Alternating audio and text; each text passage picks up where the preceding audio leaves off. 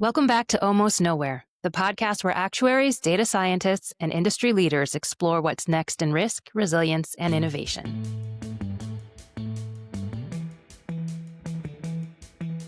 Today, we're teaming up with Actuarial Review to talk about something that's shaping every corner of the industry: geopolitical risk. Trade wars, global elections, military conflicts, demographic shifts, they're not just headlines anymore. They're inputs to your pricing models, your capital strategy, and your solvency assumptions. And to help us make sense of it all, we're joined by Dr. Michel Léonard, Chief Economist and Data Scientist at the Insurance Information Institute, or the III. Michel's career spans 2 decades at the intersection of economics, data, and insurance, helping insurers quantify complex macro risks before they hit the balance sheet. Michel, thank you so much for joining us today. My pleasure. So before we head into the main parts of the podcast, you've probably read more risk headlines in a day than many of our actuaries do in a month. What's one global trend you think the industry is most underestimating right now? Well, I think it's tariffs. That won't come as a surprise to anyone. You don't have to be a data scientist or economist. There was actually today a top article on the Wall Street Journal that was about tariffs will increase insurance prices, premium. It's rare that we do the front page of any of those major newspapers. So it just shows that tariffs are really center stage for us. So for our listeners, let's start with the big picture. The phrase geopolitical risk gets used everywhere, but from your seat, what does it actually mean for insurers and reinsurers today? I started my career as an economist working in insurance. I've been in insurance all my life. I was actually within a brokerage group at Aon and then at Jardine that focused on political risk. So my answer is going to be very specific, and it's an insurance answer. Political risk, political economic risk, but really political risk. The economic part, downturns, upturns, and so forth, you can't insure against that. But the political risk are acts of sovereign that interfere with business operations. It's mostly it's a business product, commercial product. And the examples include expropriation, government breach of contract, currency transfer, and cross-border transfers. So that's tariffs right there. So that's the way I think of it. And when it comes to geopolitics, I think it's another way to define and extract just the political risk part of that. Again, removing some of the economic risk. But of course, when the government engages in any of those items, expropriation behaviors, expropriations and so forth, it becomes an economic risk. And the geo part is because it's all over the world. So you mentioned tariffs already a few times. So as we all know, they continue to be top of mind for many actuaries. So how can actuaries be responsible when you face so much political uncertainty, when something that's true one week might not necessarily be true the next? Well, if it's true one week and not the next, actuaries don't have to think about it. Because mostly when we look at actual analysis, it has to do with long-term analysis. Those who may have to deal with it, if it's 1 week or 2 weeks, are the underwriters who suddenly will have greater losses if they insure they haven't taken that. But from an actuarial standpoint, what we've been doing at the III is to work with actuaries. Actually have a colleague who's the chief actuary officer for us. And what we do is that we bring in economic assumptions that themselves include political considerations. And right now that is a mix of tariffs, but mostly how tariffs go into inflation and into product availability, and how where relevant, we bring this into actual analysis. But it has to be long-term. It can't be just something happening tomorrow and so forth. That's an underwriting consideration as the book is being managed. And when you're trying to quantify policy risk or trade exposure, how much of that comes down to scenario modeling versus judgment? Well, scenario modeling is mostly judgment. It's judgment, expert judgment based on cases. And just before I go into the details, when we had the financial crisis, credit insurance, also something that quite often is with political risk and trade credit. London underwriters outperform American models. And that's because they were more of a hands-on approach than a purely quantitative. And when it comes to these stress case scenarios, the data itself can't really tell you where it's going to go. It gives you a basis. So the main consideration there is, how do we find some sort of data? And thankfully, let's just say, as a matter of fact, there is data available when it comes to geopolitical risk across a variety of issues. And what we've done, because partly of where I started my career, is that we looked at political risk and how it quantifies from an insurance standpoint. not just overall. So we would look, I, over the years, built a database and use cases that look at how much does a company get impacted by currency transfer, under which considerations. That in turn, for example, that in turn means how much, if there's insurance, is the insurance carrier, underwriter, syndicate going to be responsible for. So you have to translate it 3 times. First, what it means for businesses, for our insureds, and then what it means for the risk that we assume as insurance companies. Do you ever see actuaries overfitting to the news cycle? I know you just mentioned this a little bit earlier, but do you see us reacting to the noise more than the signal? No, I think actuaries are structurally trained, and in many cases, from a regulatory standpoint, have to look at data-driven insight, at the data as the actuarial table, and those are informed by long terms. So I'm not concerned about overfitting. I'm concerned about, and that's what we're working together on. That's why I like to present when you offer and the opportunity to present at CES. The challenge is actually to shift to a more forward-looking or immediate-looking. And we know from extreme weather events that regulators aren't necessarily comfortable with that. And the version here is with extreme weather event modeling, we want to use, or it's best to use, dynamic models. That's not something that most regulators are yet comfortable. They're heading that direction. They understand the need. So quite frankly, it's a challenge for actuaries, and it's probably why you invited me, because we're looking for solutions at how to do stress tests, at how to do dynamic modeling that takes this into account as soon as possible.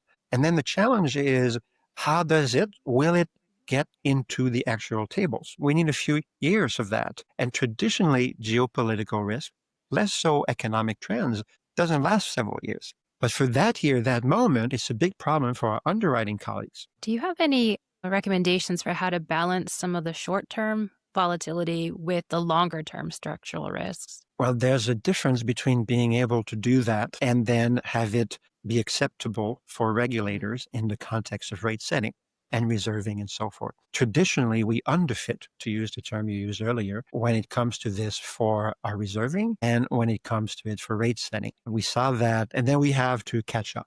So once there is a significant loss in 1 year, we can do so moving forward. The solution is better communication with folks who, like me, who specialize in this and who know how to. It's my job as an economist to translate. Or the translate, it's not your job as an actuary to, of course, to learn some of that. So it's my role as an economist in insurance to assemble and structure the data and the insight in a way that's already compatible with actual tables and so forth. Now, one of the points that you asked was, how do we look at current and trend? So what's important, again, from any perspective, is to understand the trend. So when something comes up, we don't want to react to it. And I've said earlier that it needs to become a trend to get into the actual tables. But also, in general, when something, as you said in your introduction, is true 1 week or the other week, we don't want to overreact. So that overfitting there that you were talking about, I'm going to share how I look at it. I actually try to stay away in my personal time from newspapers and so forth and articles that focus on the 24/7 cycle of these events, because it's too much for me to understand and process. My brain will just get into it and so forth, and it makes me at risk of not seeing the forest for the tree. Absolutely. And in the midst of all the information that we are bombarded with on an everyday basis, what would you consider are some credible sources or data channels you recommend for staying in the loop on emerging issues? Well, that's our job at the III. So our mission is to be the leading source of data-driven insight on insurance, P&C, and so forth. It's very important to understand the 24/7 news cycle I just referred to.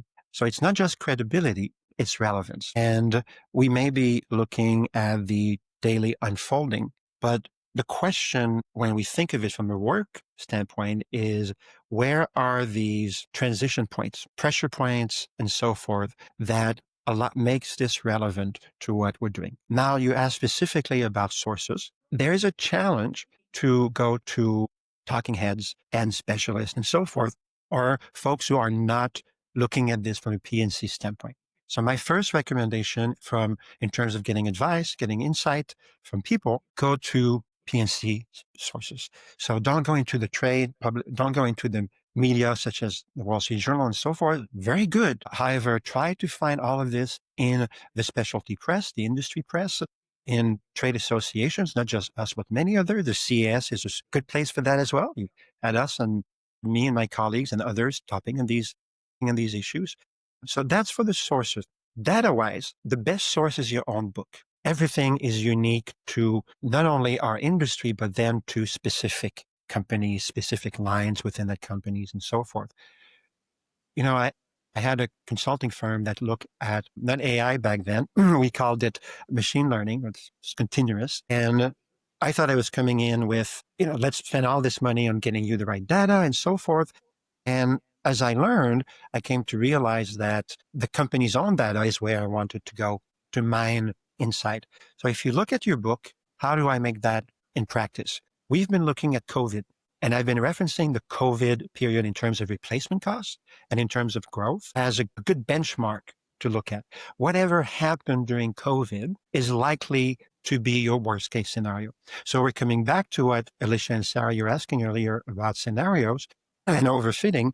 What we really want to look at here for everyone is to look the scenario, the worst case scenario is what happened during COVID. And it's not going to be as bad, quotation marks. I don't think, and most don't, and we've seen already some data-driven evidence of this, that our replacement costs were not impacted as much as during COVID. They were impacted afterwards, so we have to take that into account. And I'm glad to talk about the transmission mechanism there later on. But that's my best advice in terms of it. And then finally, if you want data, go to government sources. And I'll tell you why. It's credentialized. And if something goes wrong, because sometimes it does with data, you go back to the actual data. And if the BLS made a mistake, very rare, but we all do mistakes, it's the BLS's mistake. But also, when each one of us analyze, translate, we make assumptions. And it's very useful, even if you're not a specialist, to know the difference and where the data ends and where the assumption begins. Even if they're really good assumptions, they're very useful. But you want to be able to do the difference. And then if you want to do it from an actuarial standpoint, you want to have data, not opinions. Speaking of data, there's so much available now. It seems increasingly we're getting more data that we can work with. Satellite imagery, just one example. But how do you separate the credible signals from the noise when you're looking at all this data? I'm going to be a bit of an outlier in this. We don't have too much good data.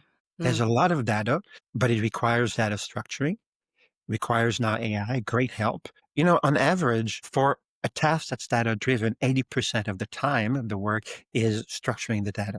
And AI will help us greatly. Machine learning has already helped us. It's not that there's too much data, is to have an awareness of specifically what we're looking for and then finding it. So it's the same challenge. You have to find it. But there, and to add to what I said earlier in terms of sources, I want to be practical here and concrete to help folks. I go to some of the industry reports. Swiss Re is fantastic. Sigma, Munich Re.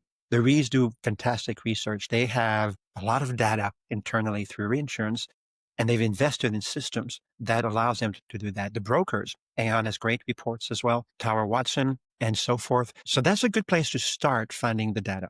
But then you probably, if you're able to, make the distinction between the assumptions and the data. And what's great about these companies are in our industry is that they're really good at attribution. And also they're really good at answering the phone. I mean, I'm a bit lucky here because they are members of ours and most of those. And I have a nice title. I've gotten known a bit. But frankly, they respond to other people I know. And at one point I would reach out. And the BLS as well, and the BEA, it's pretty fantastic in that regards. The sources there and the signal and the noise, to expand on that, you don't want to be looking at everything, removing the noise, because even if you do that and it's not focused, translated, the signal is not going to be what you need. If you hypothetically had to pick only 3 indicators to track global stability, what would you choose and why?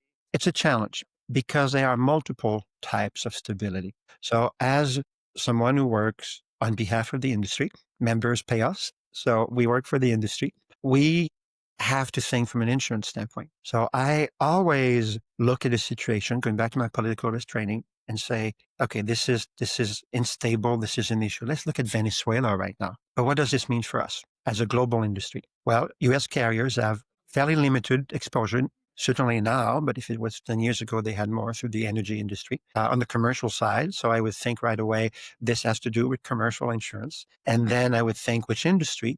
I would think to those lines that are related to energy. And I would express it, and I've done that over the years in an index, probably that's specifically about political risk. Actually, my indices at one point were in Bloomberg. I was really proud of that. It was on Bloomberg and so forth. If you're looking at some of the global instability indices, the World Bank has several. They're not useful. Indices in general, including mine, aren't useful to give you a sense of where things stand, but on their own, but on a relative basis. So if you want to know, is a country more or less stable, those indices can be useful, any of them. If you want to know if the trend is this risk this time around is worse than last time, but you need to focus on for whom. It's very different if you're a person living in Venezuela right now than if you are a carrier investing in Venezuela or a reinsurer that's exposed. And in most cases, though we are, of course, in business and we have to generate or at least minimize the losses, I'll say, in these situations, we never want to mistake our situation for the plight of people. And I think it's easy sometimes when we look at our books from the United States, from the comfort of where we are in Europe and so forth, to forget the real crisis that is human. Crisis. I'm going to relate this for inflation. Right now, we do a lot about affordability at the III, and a lot of this has to do with looking at it from our perspective as an industry and our need to raise rates. At the same time, raising rates from our perspective, maybe 1 or 2% or 3%, but from the perspective of our insureds who are facing challenging times from an economic standpoint, that's their marginal probably household savings and so forth. So the World Bank has good ones. One of it that's always been around is the share of a population under 30, because that's a good indicator, but there are multiple indicators. You really want to be looking at it in comparison to something else. And again, as I mentioned, summarizing here, you want to be focused on that transition. Yeah, you have to go from your human person, your human self, or not non-human at work, but from your, hopefully more emotional, more empathic. That's the best way of putting it. Person reading the newspapers and saying there's a humanitarian crisis, there's a political crisis and so forth, and very much continue to feel that. I think if we stop doing that as individual, there's a problem. But then also think of it afterwards when you get back to work on Monday, if you're reading over the weekend, and think about it in terms of what it means for your business. So now let's look at examples of situations in the world. Bangladesh, a few months ago, had a change in government. The prime minister had been there very long and was certainly not a fully democratic president, was ousted. And there was a fantastic opportunity for people of Bangladesh. They were celebrating on the streets and so forth. So I looked at that and I thought, what does this mean for us in insurance? Well, Bangladesh is a big source of garment for the US. So clearly there probably were some disruptions to that. And then I'm thinking, what does this mean for us if I'm a political risk underwriter? Well, it needs to reach my waiting period and so forth. Let's see if the disruption at harbors is that long. As a P&C economist, I'm thinking, well, garments, homeowners insurance, what we have in our homes. Two different ways. One, the price of this may increase. So if it doesn't get in the actual tables because it's a transitional process, I still need to communicate that to my colleagues and probably for how I'm looking at my book for this year. And then if I'm looking at this further from a homeowner standpoint, we need to replace goods. So the goods, the garments may be more expensive or it may take longer. So that's a smaller one compared, I would say, to everything else, all of the others, but one that caught my attention, a P&C person. Then what's happening in Southeast Asia in general really translates mostly for homeowners, as I was mentioning in the other surrounding countries. We have some issues in Indonesia and in Thailand. If you're looking at Ukraine and putting aside the humanitarian crisis, Russia's invasion and so forth, all of us learned, I had no idea, that Ukraine, at the beginning of the war, we learned that Ukraine makes the most important binding agent for concrete, that there are alternatives around the world, here in the US as well, but the quality is not the same. And therefore, cement got much more expensive and the quality of cement was reduced. So we have buildings now that not only cost us more on the commercial property side to build or repair and so forth, But we also, actually speaking, have very different engineering considerations. We will know in 10 years or in 20 years, or maybe less, how long fast that concrete will deteriorate. And that's a big issue if there is a fire, if there is some of those other elements there. So that's for Ukraine. Russia is one that has little impact for us in terms of its own economic isolation, even in terms of sanctions when it comes to that, because American and Lloyd's and Bermuda had already reduced greatly their exposure to Russia. When at the beginning of the invasion, there was a significant loss in political risk dealing with airplanes. Airplanes just started moving around when the sanctions happened, and most of those airplanes. So there was a big deal there with those losses. Now let's get to Brexit. It's done and so forth, but Brexit had implications for us in terms of where the capital was booked. So after Brexit, a lot of the books moved to Luxembourg, to Ireland, and so forth. And talking about data then made it very challenging if you're looking at data around the world. Let's now go to the trade war.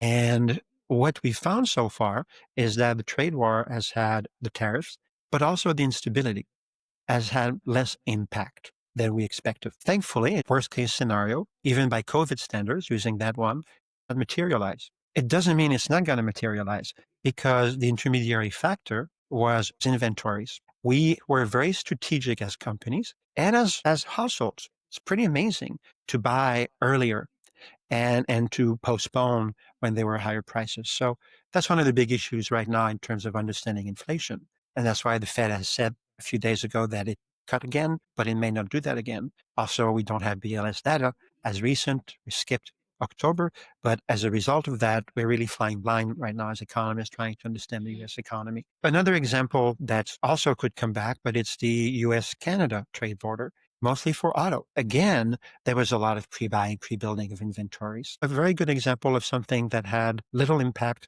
on us as an industry, even though it was a tragic impact in terms of a humanitarian crisis, is the conflict between Israel, Iran, and in Gaza and so forth. The fall of the regime in Syria, very little of their transmission mechanisms. Not to say that we're not aware as an industry and individuals in the industry of the human cost, but even from a trade standpoint, there was very little trade. And even, of course, Gaza itself, but from the region, there were disruptions. The only really, I don't want to say the only, but one of the few, one of the rare, again, from an industry, from a business standpoint, is the Straits of Hormuz, which was already ongoing before the conflict in Gaza, because that's where something like more than half, I think I have to look at my numbers, but it's a significant share of gas, of oil pipelines going through in the world. And that's why, as in the United States, we look at the Houthis there, we try to control them because they make it dangerous for our oil. And that, if that were to be systematic, it's not, we would get to a point where it would impact our replacement cost. Wow, that's all very interesting. Thanks for giving us a rundown of all the hotspots that are happening around the world and how it impacts the products and services that we use on a daily basis. So I guess looking at a global scale now, what do you think is the risk of a global recession, and how have recessions typically impacted property casualty risks? Typically, when the US and the global, so if you're a carrier, you're more exposed to your country, but typically when recessions happen in your market, our industry outperforms at the beginning. And that's because we're structured with a year at minimum of policies and so forth. And then we need to, replace, et cetera, especially on the commercial side, you can change that right away, but still traditionally it's not done. Cancel and rewrite. So we outperform. However, outperform by about 6 months, just to give an actual 6 to 12 months. On the way out, we underperform for the same time, 6 to 12 months. What I always say about this is that what's good for us as an industry is that, and I'm going to bring to us as employees, workers, participants in the insurance work ecosystem, we don't overhire and we don't overfire. We're not like banking. So if you're working, it's a good place to be in insurance during a recession. For example, we have slowed down the pace of hiring, but we have not gone into letting people go. And traditionally we don't. We didn't during COVID, and we're unlikely to do it during this now. When I think overall about the risk of the global economy, global recession, I think we're outperforming our expectations. The disruptions have been severe, but they haven't lasted very long. As you were pointing out, Sarah, at the beginning, something may be there this week and not next week. I've done presentations where it's changed during my presentation. I've done presentations. Before my CES presentation, I actually went on and I updated which country had what tariffs, because that does change right now every other week. But I think the risks overall are weighted to the upside. And when economists say that, it's inflation. And I am in terms of growth. So we're going to have more inflation. And in terms of growth, it will depend on how much support across the world, interest rates, national interest rates, and the Fed's interest rate as the underlying one for the world will increase from a monetary policy standpoint. Now, when it comes to managing recessions, the way central banks, economists, policymakers is you look at inflation and you say, how much inflation can I tolerate? What's my mandate? Because that means that every people saving money today will pay more tomorrow. It means that you can't buy the car if the interest rate goes up. It's quite significant. Mortgage rates, for example, right now at an historical high, which means that it's postponing any increase in housing starts. And as a result of that, our homeowners lines are struggling with policy volume growth. So overall, thankfully, the Fed cut again. I would suggest the Fed made a mistake in communicating and would not do it again. They might have done the other way, and most folks are saying that right now. But I think we're going to avoid worst case scenarios. But certainly, and that was the overall economic trend. But certainly, when it comes to tariffs, hopefully this year will be lesson learned, not an excuse to double down. I think you may have alluded to this, but are there certain product lines that tend to be the canaries in the coal mine where we'll see the stress there first when Yes. macro conditions deteriorate? Used autos. Used autos is the place where people who buy cars will switch to. And it's a great canary. Maybe it's a parrot, even bigger and repeats itself. I never came up with that one. It's a good one, I think. They tend to be, and they were during COVID. During COVID, used autos prices almost doubled for a short term. And new cars, even the sales doesn't change as much. You have the sticker price, so they're not going to change the price and so forth. And there's an availability. So it's not just people wanting to buy and not being able to, though it's a bit different this time around. So that's the canary in the gold mine. Housing starts is another one. When an interest rate. So when, and depends on the line. So one that was for auto, obviously. But if you're looking at housing starts, that tells you that you're going to have a significant challenge to grow your premium. Folks will not engage in, as it's not just housing starts for new houses, new structures, dwellings, but it's also redoing that bathroom, which has 30,000 of coverage on those bathrooms. Hopefully it's not 30,000 is a lot before. So those are two very good ones. Then it gets a bit more complex. So a more indirect, I would say. If you're looking at general liability, it's retail sales. So you look at retail sales and you think, okay, if there's more people in person in retail places and in restaurants and so forth, traveling in hotels, the likelihood of incidents that may trigger a loss or a claim, just stay the claims point, increases. There's more people out. So those are the different ones in terms of what, from an economic standpoint, I look at. Now, again, I'm going to come back to this one for actuaries, looking at what you have in your book and always looking at previous years. Now, I could say, maybe the most concrete thing I can say is when you read something, a signal or the noise and so forth, any of this from the geopolitical sphere, the economic sphere and so forth, ask yourselves, when did I live through this before as an actuary? And it doesn't have to be the same exactly, but think what happened to my book at that time. And that will really be the best way to translate. So there's a few canaries there. How have changes in data availability or measurement for CPI, PPI, or other economic indicators affected TripleY's analysis? Well, I'll speak more generically. People don't really care about, what happens to me when I do my forecast at 8 in the morning or 9 in the morning. The main challenge there, hopefully they care, but the main challenge has been right now the lack of data on the U.S. economy because of the government shutdown. We will not have data for October. And this week, it's actually December 16th today, but this week is when the catching up data is actually being released. There was some earlier this week, there's some today, and there's some later this week. And that's CPI, that's GDP, and that's employment. We've not had a GDP number that covers any time since the end of Q2.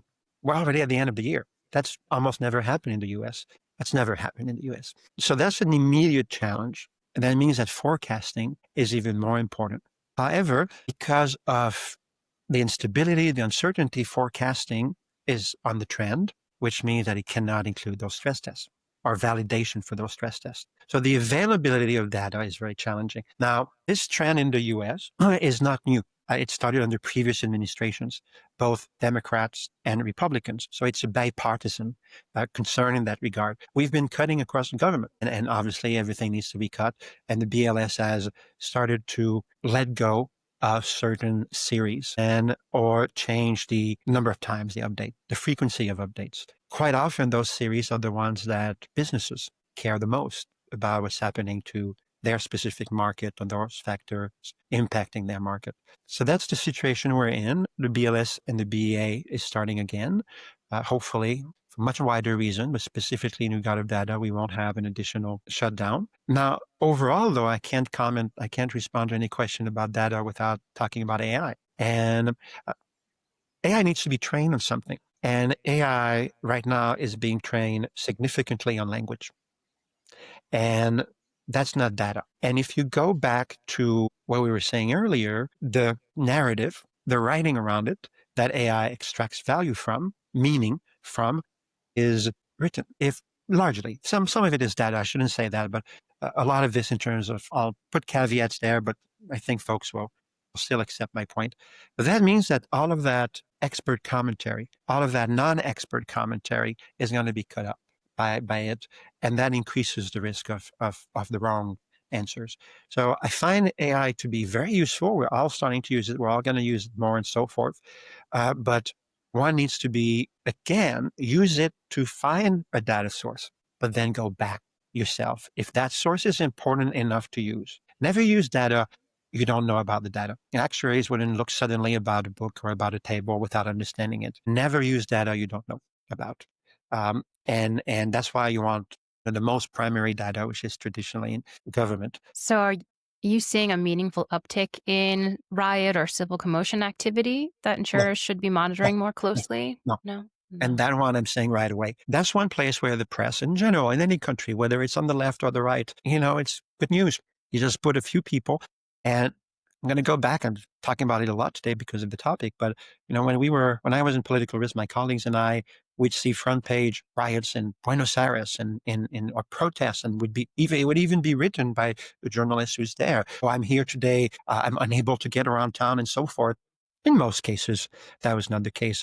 We now have social media that gives us a sense of how many people are at the event. So in general, you have to take all of that with a grain of salt. Whether you're on the left or the right, and you're looking at the left or the right, because that's that over the world, you need to take it with a grain of salt. There has not been a single incident. Well, there's always an incident. But when it comes to P&C, there's been very little impact. It would be commercial, most likely. And there's been very little damage in that regard. Okay. I'm not saying none, because there's always something, but very little. Again, not putting the fact that there are people who feel the need to protest, and there are people that are concerned by that. Putting that aside, looking at the data, and you asked specifically about from an insurance perspective. One line that could be impacted is business interruption. But traditionally, business interruption has a waiting period, and none of these events have shut down. Just as an example, the same is for strikes. We had big strikes in Baltimore last year, and that's a big port on the East Coast when it comes to the volume. It's the second one after Newark, New Jersey, and New York, New Jersey. That lasted for more than a week, something around that. That had no impact on business insurance interruption insurance, because there's a waiting period and so forth. And most strikes traditionally in the US will resolve. So Michel, hypothetically, if you were to build a social volatility index, what would be in it? But I don't have to be hypothetical, because I've built one in the past. And first, I would be concerned on a global basis of what's available in each country, because it's useless to build an index if you can't get the data to support the index, or if you don't get even qualitative input in an index about it for a specific place. So I would traditionally, because your question is about a social instability index, I would ask, who's the user? Is this something for global policymakers focused on global stability, war, etc., diplomacy, or is this something for global business? So I looked at the World Bank, again, great indices there, and what they do, they typically look at the demographic pyramid. If you look at some of the ones on the corporate side, on the business side, they will look at economic growth conditions and so forth, because they lead to social instability. If you're looking at it from a more general perspective also, you will include a lot of the media. When machine learning was the word or the buzzword words of the time, we were looking at sentiment through natural language processing, looking at tweets, looking at the position of those tweets, the geopositioning of those tweets, whether they were, as Alicia, you were asking earlier, how many people are actually showing up at events and protests. So I would include what is relevant to businesses, and I would try to make it as narrowly defined as possible. But all of them traditionally will take into consideration one or other parts of that. Oh, and I would backtest it. It's really important to backtest. I would look at the data previously, and I would look at the same considerations concerning events, and I would say if we would have cut them. And I did that for the World Bank, all of them, indices, and focus, and really none of them match in what we statisticians, actuaries, and so forth would find to be significant statistically. But again, it doesn't mean it's not useful. As I would you look at those to see what they include, and it's great research. It's a great place to start. So on the topic of climate, so there have been several recent catastrophes like the Maui fires driven by hurricane winds, inland flooding from Helene, caught even the best models off guard. So how do actuaries quantify and manage these unknown unknowns? I wouldn't say so. First, the way we approach it in insurance, and that certainly at the III, is that extreme weather is happening. Extreme weather events are more frequent and more severe. Putting aside the science, some find political, and we're focusing on the losses to the industry. And it's probably the make or break issue of the moment for P&C insurance all over the world and reinsurers and so forth. What makes or breaks a good year across the industry is natural disasters. 80% of them are in the US. That's from a Swiss Re Sigma report that just came out and so forth. That's a great place to go. Swiss Re's report on this is very good. Aon's report on it is also one of the benchmark research that people go to find data in the industry. It's not accurate, perfectly accurate, that the best models did not capture them. The models have been very clear, maybe on the upside of it in terms of that, to show that the risk is increasing and more frequent and more severe. And that's exactly what's happening. The models in California are telling us that there were conditions last time around for LA fires that were peak conditions for that. So there's a difference in how we use these models. And it really comes down to reserving. The models will never tell you when there will be a fire, speaking to wildfires, but it can certainly tell you that this region, that street, and so forth, maybe not the street level, but certainly the neighborhood level. And so you need to make a distinction between, and to remember how to use it. I build models and so forth all over my life. And my dissertation director once said, Michel, it's great to have a tool, but if the hand isn't trained or unwilling, the model is useless. Now, California, again, is a great place because the models, especially that we as actuaries want to use for reserving and other purposes and rate setting, would be best if we can do dynamic risk projections. And that's, as I said, evolving. But hopefully, as we move with greater comfort, understanding, and then comfort with AI, it's very complex to explain a model. And regulators need to understand that's what their job is. They're there to protect our industry and maintain and help us maintain an adequate risk appetite. And it's really a dialogue. There's very few regulators, and it's our role to be there as a bridge between regulators and the industry. It's not like in banking, and I've been on the banking side of things. It's not that they don't want to, it's that we're all trying to understand these tools. What geopolitical or economic indicators are you watching most closely for 2026 and beyond? Interest rates. Interest rates is everything right now, and inventories because of CPI. That's that simple. That's what I'm looking at. You can't fight the Fed. That's a big expression. Economists and policymakers and folks in finance say you can't fight the Fed. And what that means is that it sets the rate of capital and everything comes from there. That was the easiest answer that I've given you. So if you had to pick one black swan event that insurers aren't even modeling but should be, what would it be? Well, if it's a black swan, a true black swan, I wouldn't know. And, I'm not a fan of swans. I love swans themselves, but, in the UK, swans all belong to the sovereign. So I like to say it's just that way. And I love to say, leave the swans to the English king and the British king. So jokes aside here, I studied risk management. That was actually part of my dissertation, models and risk management and risk behaviors. There's really no black swan. When it's fun to talk about black swans, it's also a good way to avoid responsibility. Oh, I've been investing in the market all this time and Gee, who would have thought of a crash? In Russia, during the financial crisis in Russia, money was pouring till the end. There's a reason for that.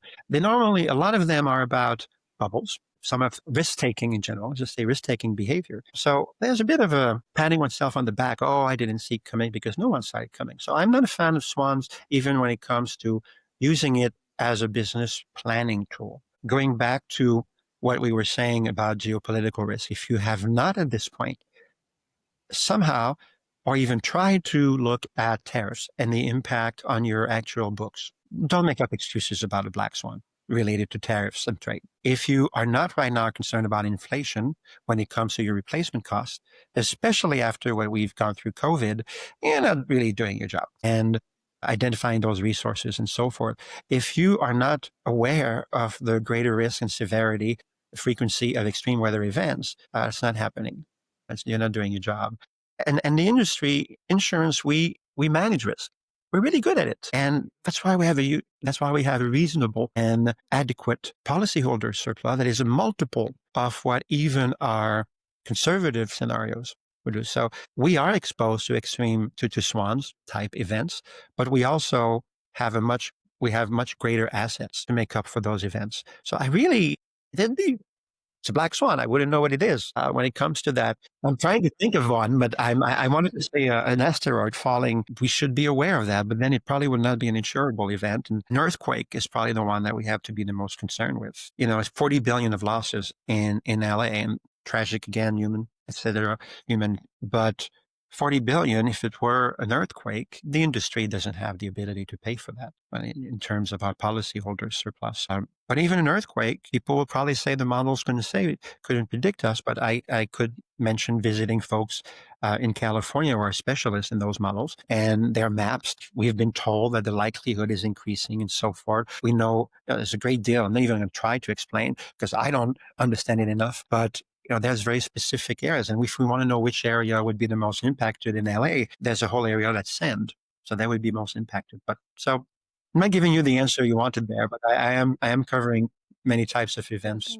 I have one final question we like to ask all of our guests. Mm-hmm. And is there one book, podcast, or article you've read recently that you would recommend? I reread Nietzsche's Beyond Good and Evil. I think it's a really good one right now. I've been reading also on the distortions that the Western world is facing due to both economic and political polarization. So that's much more. And then this morning, I read Swiss Re's Sigma report. Okay. Excellent. But I think there's a link between that in terms of, it's not a black swan AI and the internet and so forth.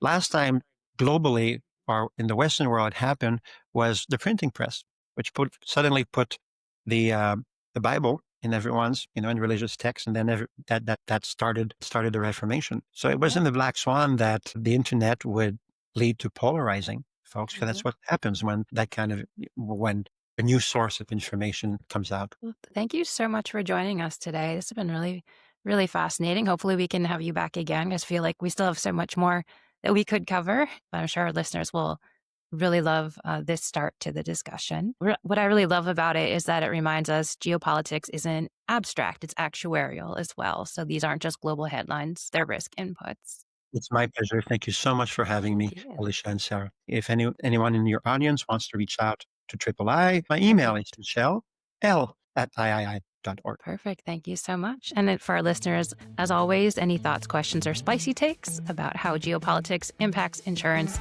you're always welcome to email us at podcast@kazakh.org. Thanks, everybody.